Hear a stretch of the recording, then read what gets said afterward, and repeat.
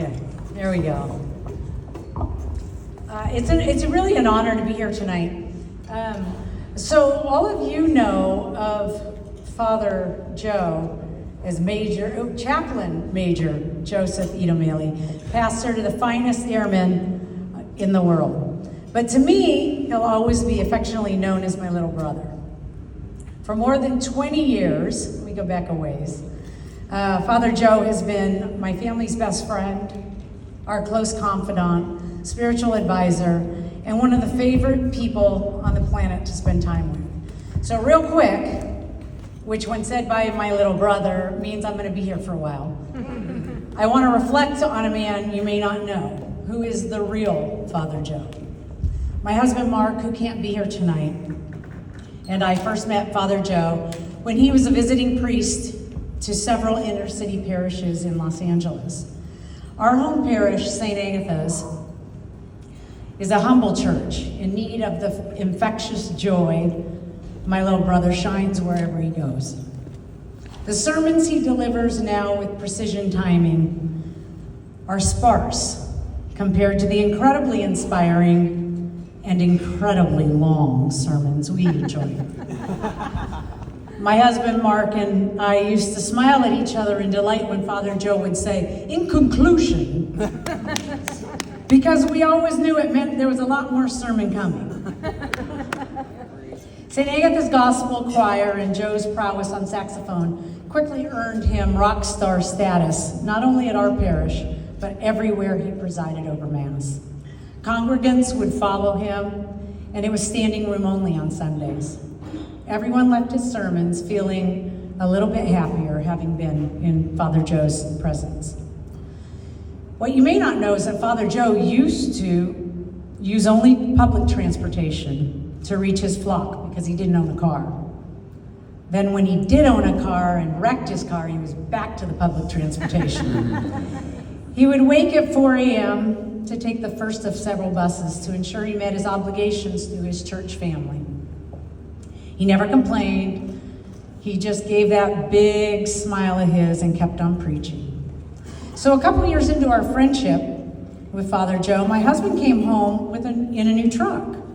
And I asked him, I said, "Well, what happened to the truck we just bought?"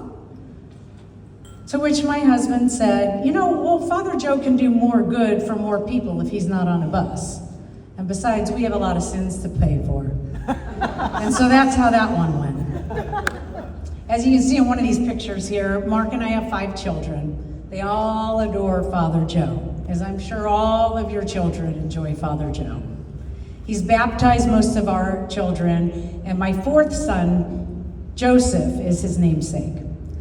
Baby Joe was not more than 2 hours old when Father Joe, with tears running down his cheeks, anointed him and gave him his first blessing.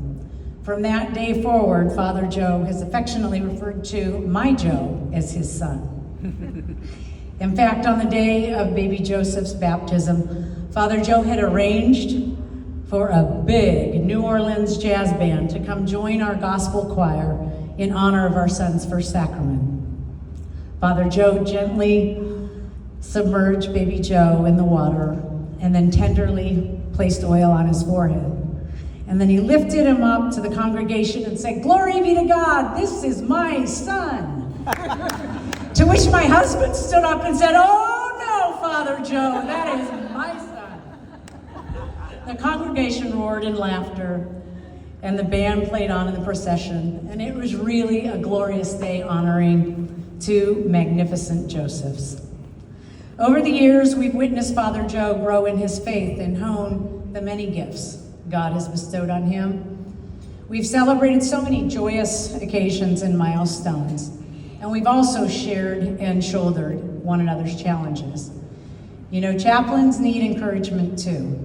And so as he did for us, we leaned into encouraging and lifting up our dear friend.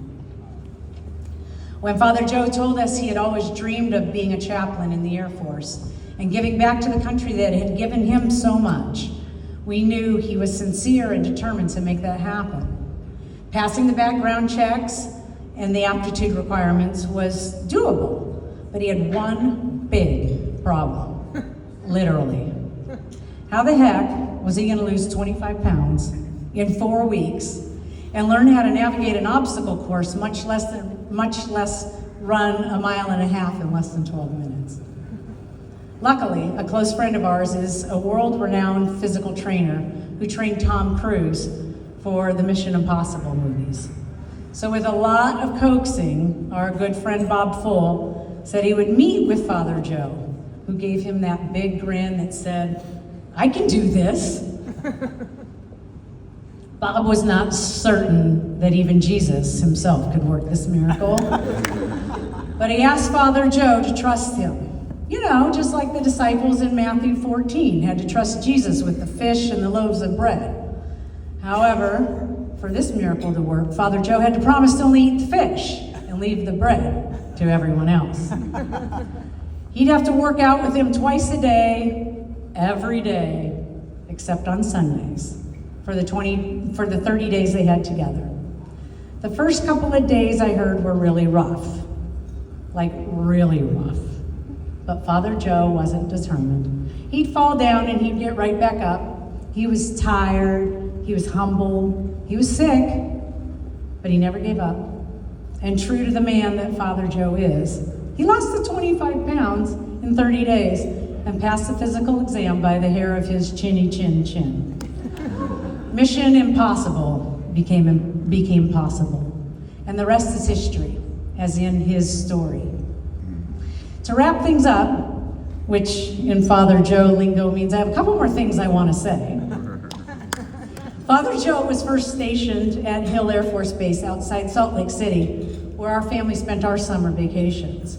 We were thrilled because we got to go visit him while he was still learning the ropes. I asked if he'd take me to the shooting range with my eldest son Luke, who was 14 at the time.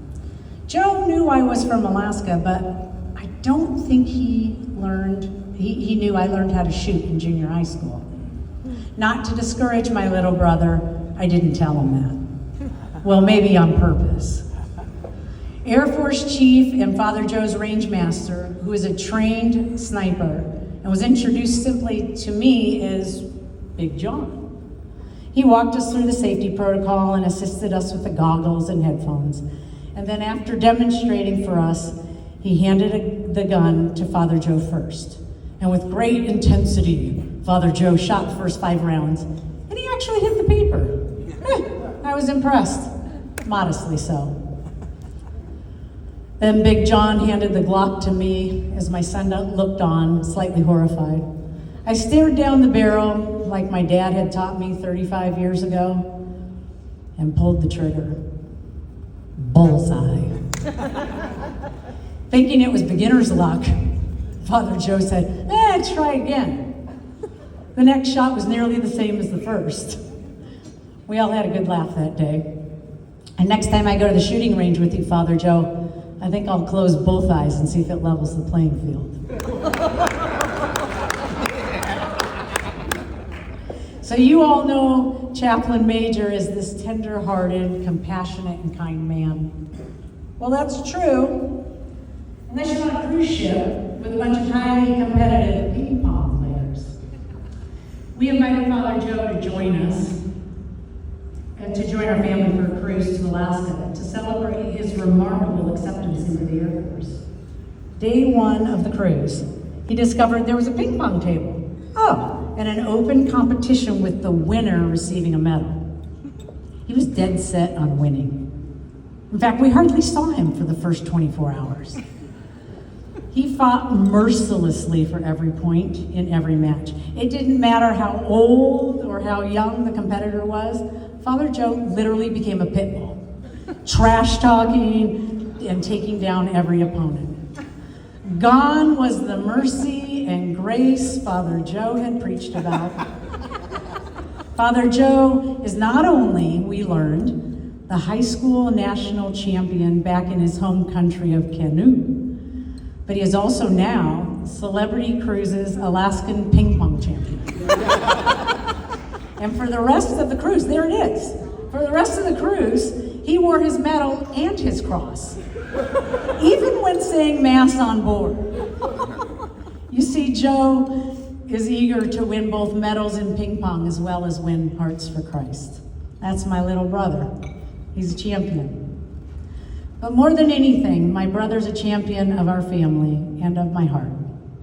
No matter the time of day, no matter where in the world he is, Joe is always available for a good belly laugh or words of comfort and encouragement in dark times.